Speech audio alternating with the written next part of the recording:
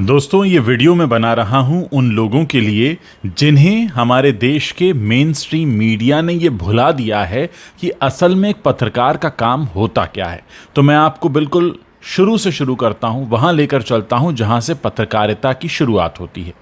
जब आप पत्रकारिता को पढ़ते हैं तो पत्रकारिता की पढ़ाई में आपको 6 W सिखाए जाते हैं। What, when, where, how, why, who. ये सारे सवाल हैं और ये 6 सवाल हमें पूछने होते हैं।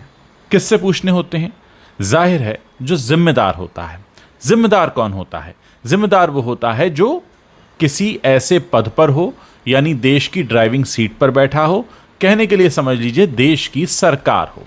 जाहिर है देश में अगर कुछ भी होता है तो आप उसका जवाब उस देश की सरकार से मांगते हैं, ना कि विपक्ष से, क्योंकि विपक्ष तो कुछ भी करने की स्थिति में है ही नहीं। विपक्ष के पास क्या काम है?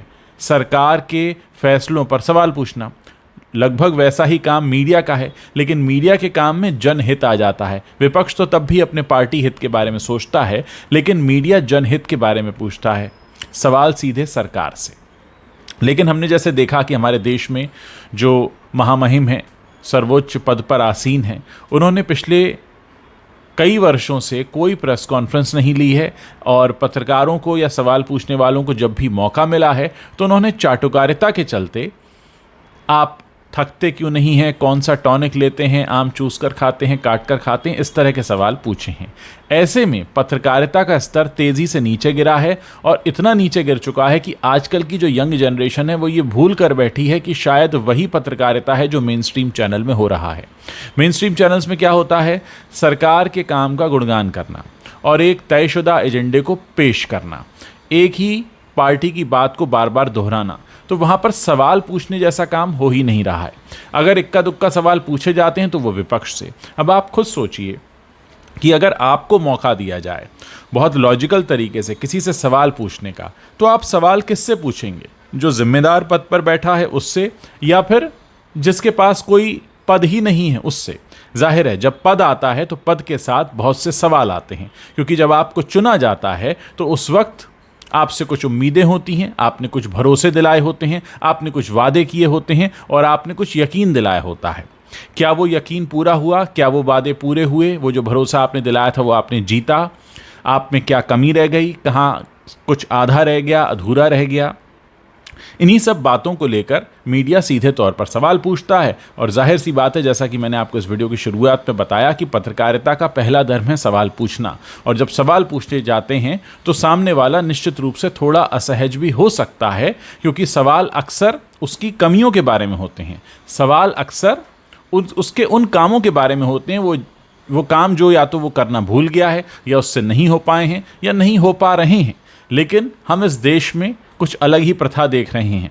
इसलिए मुझे लगा कि मैं अपने चैनल से जुड़े दर्शकों को कम से कम सीधे तौर पर ये तो बता सकूं कि एक पत्रकार की ड्यूटी क्या होती है। सरकारी कामों का बखान करने के लिए सरकार का प्रेस मंत्रालय होता है, जो पब्लिक के साथ कम्युनिकेट करता है कि क्या कुछ किया गया है। लेकिन अगर यही भूमिका जर्नलिस्ट भी निभाने लगें, यानी जर्नलिस्ट अगर ये बताने लगें कि सरकार ने क्या किया है, तो फिर सरकार ने क्या नहीं किया है ये सवाल कौन पूछेगा? और पिछले कुछ वर्षों में हमने देखा है कि ये सवाल पूछने वाला कोई है ही नहीं, क्योंकि इस तरह के सवाल कहीं पूछे ही नहीं जाते हैं। मेन स्ट्रीम मीडिया लगातार गुणगान करने में लगा रहता है और यही वजह है कि सोशल मीडिया पर अब बहुत सारे चैनल्स की बाढ़ आ गई है जो सीधे तौर पर सरकार के सामने सवाल रखते हैं। सवाल रखे जाते हैं, जवाब तो आता नहीं। जैसा मैंने आपको बताया कि प्रेस कॉन्फ्रेंस तो बहुत समय से नहीं हुई है, इसलिए जनता के सवालों का जवाब जब नहीं आएगा तो उसका असर फिर चुनावों में दिखने लगता है, जो आप आने वाले समय में देखेंगे। सीधी बात है, अगर आप जिम्मेदार पद पर बैठे हैं और काम सही से नहीं कर पा रहे हैं और इसके बावजूद आप सवालों का सामना भी नहीं कर सकते, तो निश्चित तौर पर कुछ ना कुछ ऐसा है जो आप में कमज़ोरी का प्रतीक है, और ये कमज़ोरी फिर आने वाले चुनावों में दिखने लगती है, और जैसा कि इस समय दिख भी रही है। ज़्यादा समय नहीं है, 5 विधानसभा के चुनाव हैं, दिसंबर तक रिजल्ट भी आ जाएंगे, बहुत कुछ साफ हो जाएगा। लेकिन दोस्तों, इस तरह जो आपको भटकाया जा रहा है कि पत्रकारों का काम गुणगान करना होता है या बखान करना होता है, या तारीफ करना होता है या आगे पीछे घूमना डोलना होता है, वो नहीं होता है।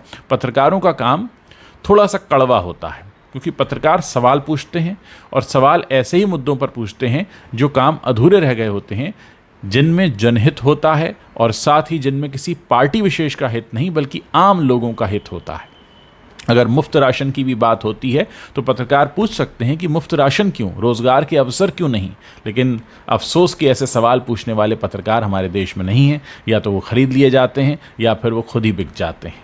तो हो सकता है आपको ये बात मेरी समझ में आ रही हो और आपको बहुत हद तक ये क्लियर हुआ हो कि असल में एक पत्रकार की ड्यूटी होती क्या है। वो सवालों से शुरू होती है, क्योंकि पत्रकारिता का पहला लेसन वो 6W हैं, 6Ws हैं जो हमें बताए जाते हैं। और इन 6Ws का इस्तेमाल आप अपने घर में तो करेंगे नहीं, मोहल्ले पड़ोस में तो करेंगे नहीं, जाहिर है शासन प्रशासन से करेंगे, जिम्मेदार पदों पर बैठे लोगों से करेंगे। और पत्रकारिता का दूसरा सिद्धांत है जनहित, और इसीलिए पत्रकारिता के दौरान सब्सिडी का जिक्र होता है, अखबारों को सब्सिडी दी जाती है, न्यूज़ संस्थानों को सब्सिडी दी जाती है, क्योंकि आप जनहित की बात कर रहे हैं, आप अपने हित की बात नहीं कर रहे हैं, आप किसी पार्टी हित की बात नहीं कर रहे हैं, आप किसी धर्म विशेष की हित की बात नहीं कर रहे हैं, आप आम लोगों के की बात कर रहे हो। जब आप आम लोगों के हित का सवाल जाकर ये पूछते हैं कि आप आम काट कर खाते हैं या चूस कर, या फिर आप ये पूछते हैं कि आप थकते नहीं हैं, कौन सा टॉनिक लेते हैं, तो निश्चित तौर पर जो पत्रकारिता की गरिमा है उसको ठेस पहुंचती है। और फिर हम जैसे लोगों को ये बताने के लिए आना पड़ता है कि असल में पत्रकार का काम क्या होता है। जनहित जिस सवाल में नहीं है, पत्रकार का वो सवाल नहीं हो सकता। और ये 6Ws अगर किसी पत्रकार ने दिन भर में नहीं पूछे हैं जिम्मेदार पदों पर बैठे लोगों से, पब्लिक फिगर्स से, जिनकी वजह से हमारे देश पर असर आता है, चाहे वो पब्लिक फिगर्स हों, चाहे वो जिम्मेदार पदों पर बैठे लोग हों, कोई बड़े अधिकारी हों, तो उनसे पूछना बनता है। किसी छोटे से शहर का भी पत्रकार होगा तो उस शहर के डिस्ट्रिक्ट मजिस्ट्रेट से पूछता है कि सर ये क्या काम क्यों नहीं हुआ, कब तक पूरा होगा और कैसे पूरा होगा। ये पूछने का अधिकार हर पत्रकार रखता है और यही पत्रकार की ताकत होती है। लेकिन पिछले कुछ वर्षों में हमने देखा है कि पत्रकार की ताकत के साथ जमकर खिलवाड़ हुआ है और हमारी आज की नस्ल, आज की जनरेशन तो ये भूल ही गई है। उन्हें लगता है कि पत्रकारों का काम होता है दो धर्म के लोगों को बुलाओ और उन्हें आपस में भिड़ा दो, या फिर सरकार की किसी योजना का ऐसा बखान करो, ऐसा गुणगान करो कि आपको लगे बस हमारा देश अभी विश्वगुरु बन गया है, जबकि ऐसा नहीं है। सरकार से सवाल पूछना पहला धर्म होता है किसी भी पत्रकार का। और आप सोचिए कि जिस देश में अभी तक प्रेस कॉन्फ्रेंस का चलन लगभग बंद और ख़त्म सा हो गया हो, वहाँ पर सवाल कैसे पूछे जाएंगे? तो वहाँ पर सवाल तो ऐसे ही आएंगे जैसा मैंने आपको बताया। तो क्या आपको लगता है इतनी ज़्यादा जो सब्सिडी दी जाती है, जनहित की बात किया जाता है, लोकतंत्र का चौथा स्तंभ कहा जाता है, तो क्या पत्रकार हमारे देश में वैसे सवाल पूछ पा रहे हैं जैसे सवाल पूछे जाने चाहिए? आखिर जनता के सवालों का जवाब कौन देगा? जनता के सवालों को पूछेगा कौन? और अगर जनता के सवालों का सामना नहीं करना है तो आप गद्दी पर क्यों हैं? ये एक बहुत बड़ा सवाल है। शायद ये सवाल भी अभी तक नहीं पूछा गया है। अब मैं आप लोगों से जानना चाहता हूँ, अब जब आप जान गए हैं कि पत्रकार का क्या धर्म होता है, आपको क्या लगता है क्या होना चाहिए? क्या कुछ है जो छूट रहा है और क्या कुछ है जो बदल दिया गया है? मैं आपके जो कमेंट्स हैं उनका इंतज़ार कर रहा हूँ।